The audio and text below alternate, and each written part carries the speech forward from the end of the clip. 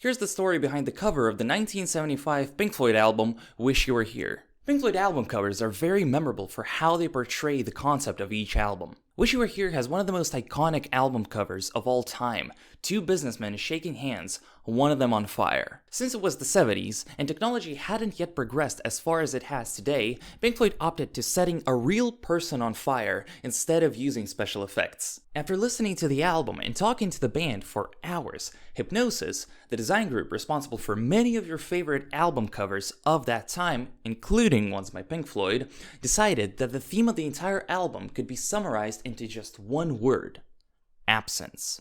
Fashioned in the style of Have a Cigar, the team came up with the idea of two record executives shaking hands to strike an unknown deal. The handshake is sort of an empty gesture, devoid of purpose or meaning.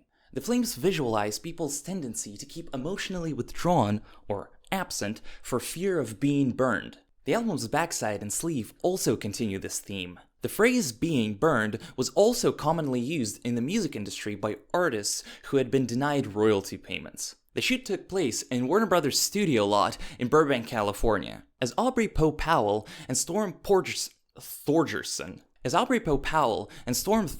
explained, "It's a land of make-believe, where nothing is real and all is absent." Out of the two stuntmen hired for the shoot, Ronnie Ronald Jr. was the one who was set on fire. Fire protective gel was applied to him. He wore a fireproof suit underneath a business suit, and his hair was protected with a hood that was covered by a wig. Then he was soaked in gasoline and set on fire. 15 shots had been taken of him before the wind decided to change direction and his real mustache ignited. Thankfully, everything was okay. Thorgerson referred to it as a close shave. The two stuntmen ended up switching places, and the final image we all know and love is actually mirrored. And finally, the team decided to conceal their hard work in black shrink wrap, with the only thing indicating it was a Pink Floyd album being the small graphic designed by George Hardy, the same man responsible for the Dark Side of the Moon prism design, depicting a mechanical handshake. Welcome to the machine.